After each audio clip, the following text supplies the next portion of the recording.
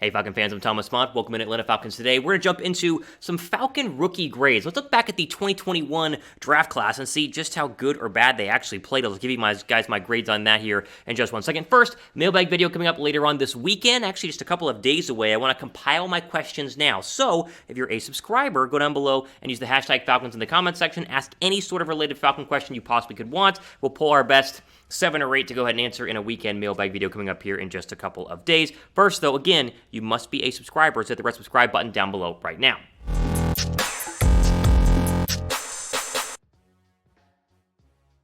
All right, so again, I want to jump into the 2021 rookie class. We officially have an entire season of their play on the football field and some of them off the football field, and we can now go ahead and give the official total grade on each and every one of them. How did Terry Fontenot and the Falcon front office do on their rookie draft class? Now, naturally, these grades are going to be for what we saw this season, not taking into account where they could be in a couple of years. Any one of these 9, 10 players can actually be turned into a great player if they just kind of figure things out on the football field, and so we got to just preface that by saying these are the official grades that we have here in terms of the Falcon rookie class. So let's start with number 1, your first overall draft pick, number 4 in the first round, Kyle Pitts. Now, obviously, Kyle Pitts is going to get the highest draft grade. He was fantastic as a rookie. Kind of a bummer he didn't break the rookie tight end receiving record set by Mike Ditka back in 1961.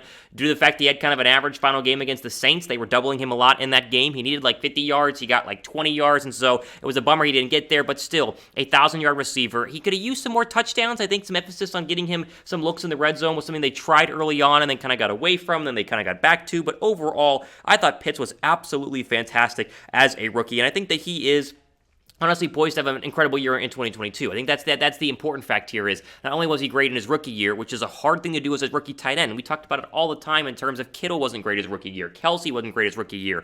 Gronk wasn't great his rookie year. And yet, honestly, according to the stats, Pitts was better than every single one of them. My grade for Pitts is about as high as you can go. It's an A-. I think there are still some things he can improve on. I think route running is something that he needs to take to the next level at the National Football League. He's very good at it right now, but he can become great at it at an NFL level, and I think that's going to be a big emphasis here in year 2. I think really the hope for Kyle Pitts is that they get him some help on the outside to where he's not being double teamed with safety help every single play. I mean, even as a rookie, it happened every single season or every single game it felt like, and yet he still had 1,000 yards receiving. Imagine what he could do if you had a number 1 receiver, a legit one on the outside, and then Pitts coming across the middle. It could be very, very dangerous overall. So I give him an A- as our first grade, the first pick, and I think that this is one we all can agree on was a home run and was probably the right pick there at number 4 overall, despite the fact there were a lot of good players available on the board when the Falcons were up on the clock back in 2021. Then comment down below, what grade would you give Kyle Pitts in year 1 from a scale of 1 to 100? Like, how great was he? I'm at, I said A-. I'm at like a 91 out of 100. Give me your thoughts down below in the comment section right now.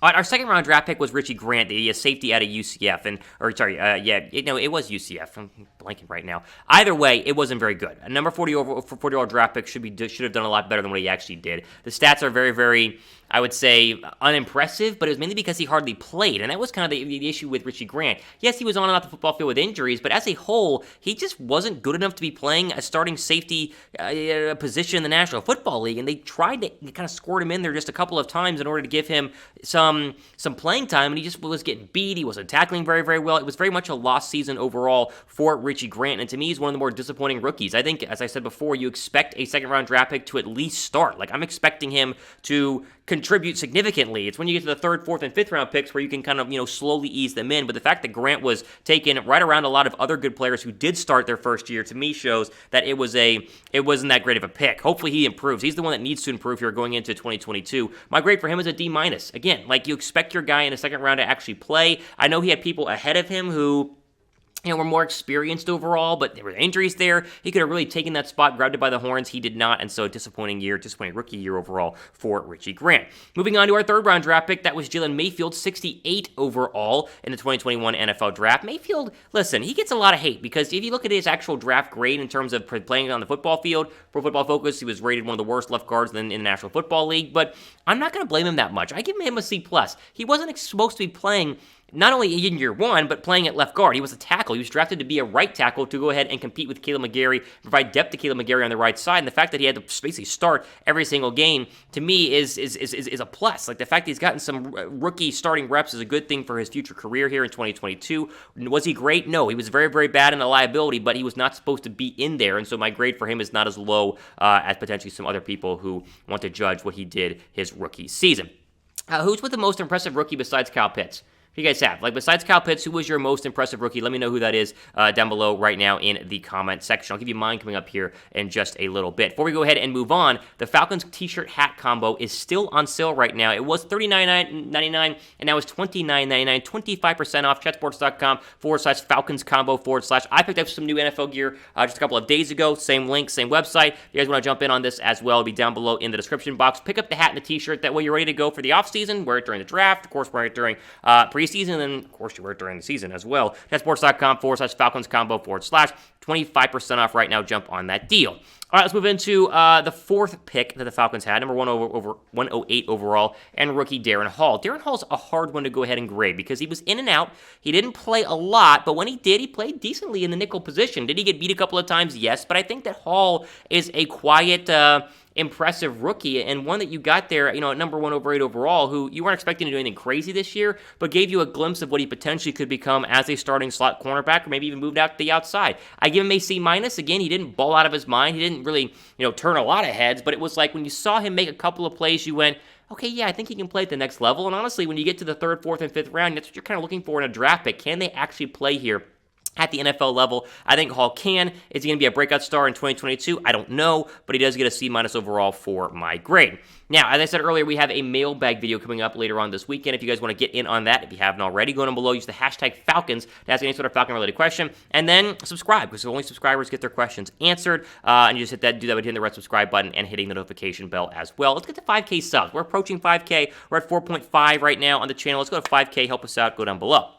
All right, next pick was Drew Dalman, the interior offensive lineman, 115 overall, and very much like John Mayfield, he wasn't supposed to do great, and he filled in for Mayfield actually a couple of times when Mayfield would get benched kind of in and out of games at times because he was struggling a lot, and he wasn't bad. I think it's a C- overall for his grade as well, and I think that what people are not realizing along the offensive line is the Falcons do have some decent depth. The fact you're going to get Mayfield in year 2, Dalman in year 2, I think is going to push the starters who are currently ahead of them to potentially, maybe win that starting role, maybe push for the starting role, at least give some decent depth to the starting role. I think Dalman, again, along with Mayfield, played badly. They didn't play great. They weren't superstars, but the building block is there. The roots are there for them to potentially be some future good depth, maybe even starter players on the Falcons offensive line.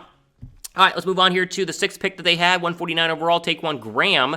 Taquan Graham had a pretty decent year, an underrated year. He didn't blow up the stats in terms of getting a bunch of sacks or a bunch of quarterback pressures, but I thought that he was in on more plays than a lot of people thought he would be as a rookie. And the 149th overall draft pick shouldn't play that much, and yet he was able to rotate along what was a very bad defensive line. B- is my grade for him overall. I think he could be a sleeper next season to potentially get some starting snaps. That'll depend on how much they spend draft capital this coming off season on future pass rushers, but I do think that Graham was a decent draft pick. Again, when you get to these later rounds, it's hard to grade these guys. I thought that he played well enough to go ahead and deserve a B- grade. Another great player whose name is very hard to say, but he played very, very well this season, Adi Ogundeji. I always mess up his last name. Gosh, I can't even say it.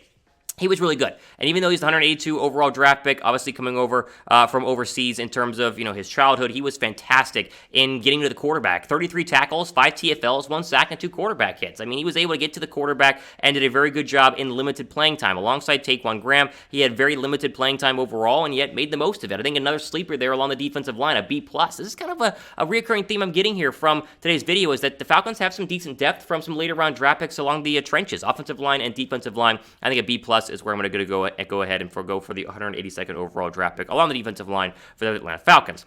Now, which 2021 rookie needs to step up the most next year? For me, it's Richie Grant. He is the second round draft pick. You expect a lot more, as we talked about. Give me your thoughts on who needs to step up the most next season in 2021 down below in the comment section right now.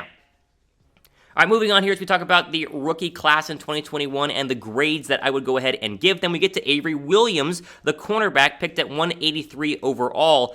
Listen, I think that he was fantastic in terms of getting on the football field. As a later round draft pick, your goal is simply just to get on there in any way possible, and he did, as a kick returner, was in there for the majority of the kick returns alongside Cordell Patterson, and did a good job. The problem is he was kind of lackluster as a cornerback, so I give him a C- overall as the grade. But again, you start to get to the later rounds of the draft, some of these guys aren't even a part of the team in their second year. Avery Williamson is for sure going to be there his second year, and I thought that he played well enough to keep a spot. The question is, can he move from special teams to a starting cornerback role? That will be his challenge this offseason, but really good as a returner, C- because he did contribute. Final player on our list, the last pick the Falcons had, 187 overall, the wide receiver Frank Darby.